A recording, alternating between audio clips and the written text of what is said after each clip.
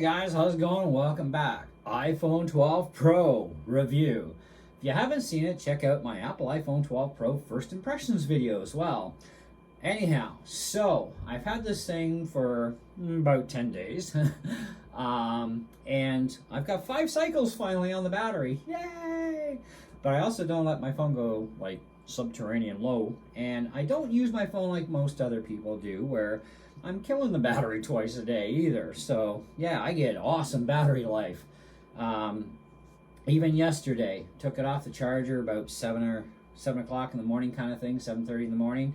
Didn't put it back on till 11 o'clock last night. Made a couple phone calls while I was out. I even, surfed the internet a little bit. I was kind of bored at McDonald's, so I was waiting for my food and thought, well, let's play a little bit of knife hit game.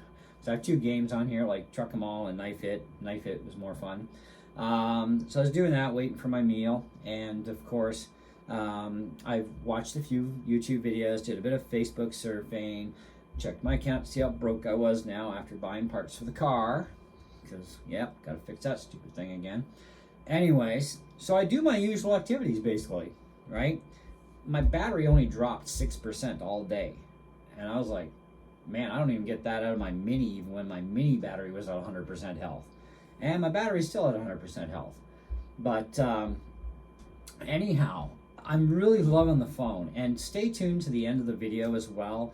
I did add some footage on here of a video that I did zooming this back camera in all the way at 4K and going out to the neighbor's yard, where his tree line is around roughly, on a visual guess, I would say probably about 500-600 feet away. And I zoomed right into the tree line, and holy cow, that camera is so nice on the back.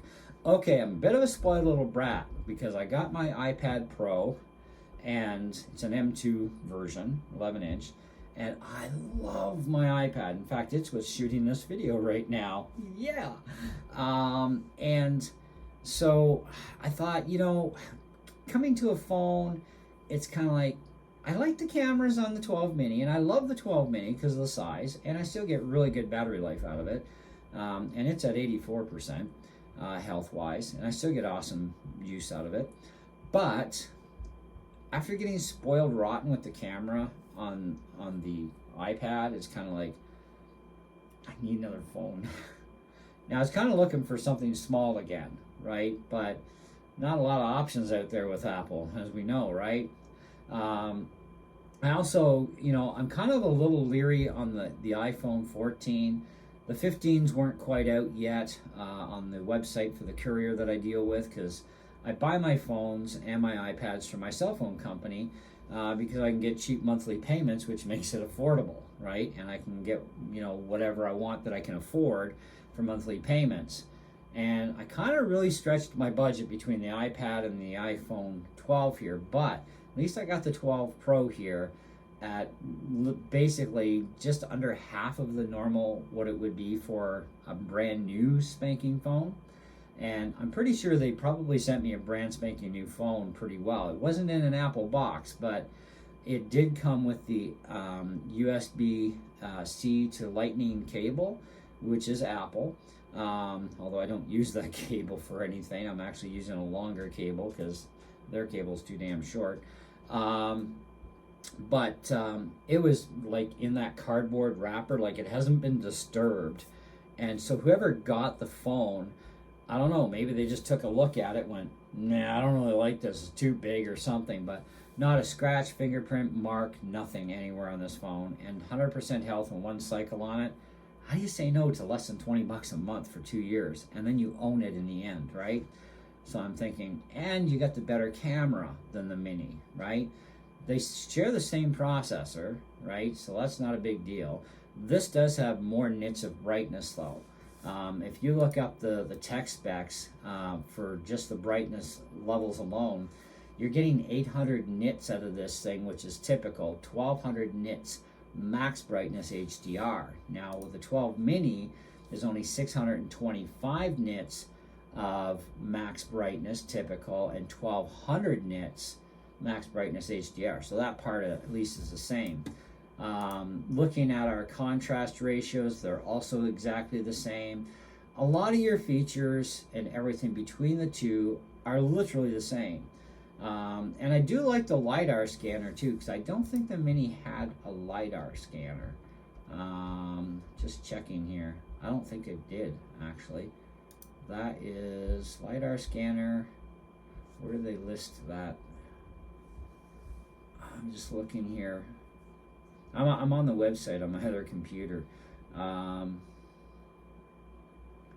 Photo, yeah, that's under the main camera, under the chip specs.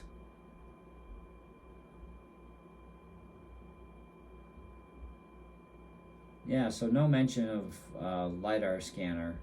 So we don't have a LiDAR scanner in the Mini, but we do have it in this. And then you look at the camera specs and blah, blah, blah, dual 4K cameras. But you do have that extra lens on here, and man, that makes a huge difference, especially when you zoom things right up. It's like, holy cow.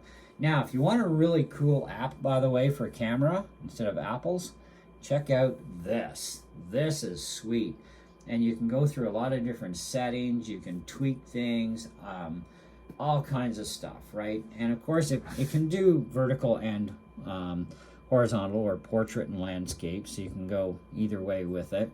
You know, you got camera, media, chat, settings area, all this stuff here. It's just nuts. I'm still trying to learn the app myself, so yeah, I'm not going to really show you much there.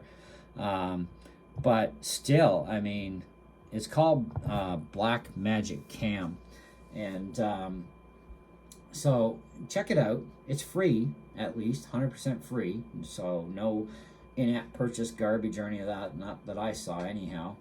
But I do get great battery life on this phone, which is actually better battery life than the 12 mini. It's kind of weird, but I think a lot of that has to do, of course, with the display. I don't have to run the brightness very high at all to actually get the equivalent or even overpower at the same level as the 12 mini. So that does make a difference in your battery suckage right there too. But what you do on your phone actually makes a difference. And my daily use of a phone, I'll watch a couple of video clips, I'll do a little bit of Facebook, check the bank account, you know, that sort of thing. I don't do much. I talk on the phone here and there to whoever during the day, and that's just kind of my thing. So I do get really good battery life out of any phone, right? Because I'm not sitting there playing video games all day and doing all kinds of other mental crazy stuff. I don't have an Apple Watch anymore. I actually gave up on that because, number one, I got sick and tired of charging the damn thing every day, because that's the life of an Apple Watch. They have to be charged every day. Didn't like that part, but I also didn't hardly wear it, you know, because I can't wear it at work or it's going to get busted. So yeah, and I got a clock on my phone, and I take my phone to work because I need to keep an eye on the jobs I'm doing for the time. So I have to have precise timing written down. So I just take the phone to work, set it on the shelf, and, you know, check my book out time on each job and that sort of thing. You know, so I do use it for that. I'll check my email once in a while if I get a minute to do that. You know, I mean, I'm not like a lot of people when it comes to phone usage. I'm different. But sometimes I can actually yak on the phone too, you know. So there are some days where I've brought the battery down to 54%, 70%. Yesterday was exceptional. I only dropped 6% all day from like 7:30 in the morning till 11 o'clock last night. And so it's good. And I don't shoot a lot of video on my phone. Don't take a lot of pictures, but if I need it, it's there, and that doesn't chew up much power anyways, depending on what you're doing for video, for the length of time anyway, and the quality you're shooting in. I like to shoot in 4K most of the time, but sometimes I'll do 1080. Now, I have used this once so far as a continuity camera. Works just as well as my other phones, so it's kind of like, well, whatever, no biggie there, you know. It's still 1080p no matter what you do. It's continuity camera. We have limitations. I wish Apple would remove that though and give us 4K access for continuity camera, because then that would be like the bomb, you know, like that would be like awesome. But overall, I'm very happy with the phone. I think you would be as well. If you're looking at this, I know it's been on the market for a couple of years, but so is a few other phones out there, you know, like your 13 and 14s. The new 15s are out, but I don't trust anything brand new technology anyways.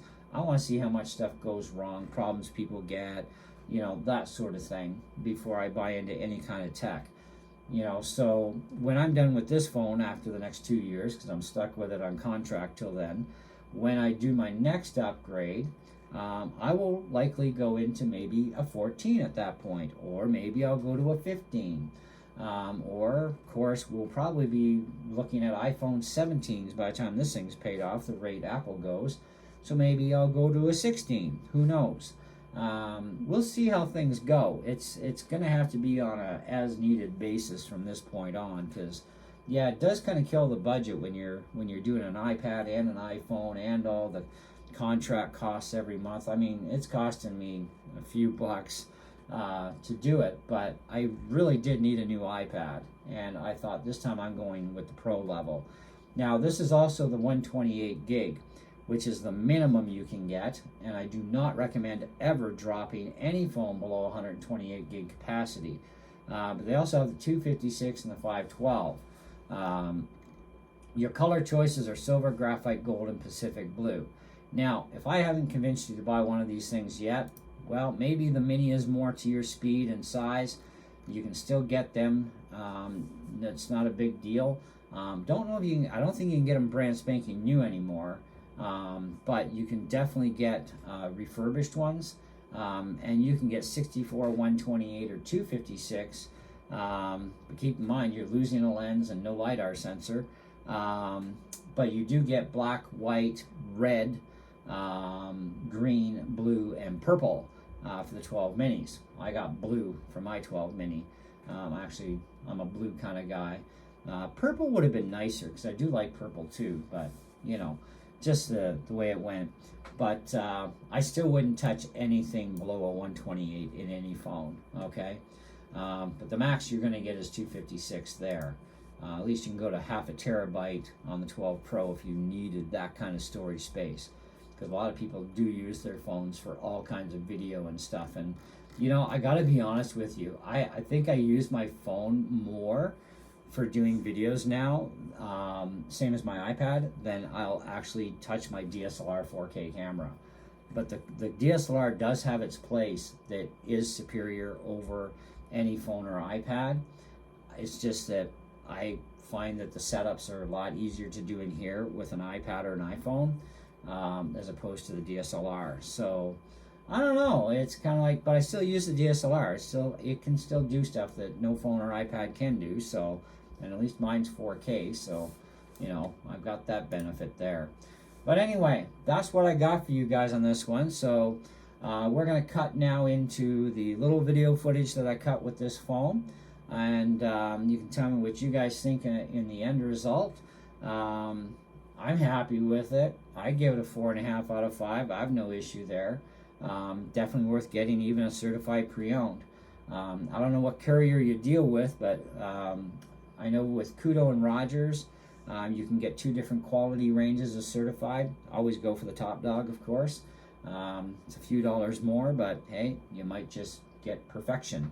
You know, I mean, I just could not believe the incredible condition of this thing. It's just nuts. And I'm only at my 5th cycle on the battery now too, so awesome. Anyway, that's it. That's all. Thanks so much for watching. See ya.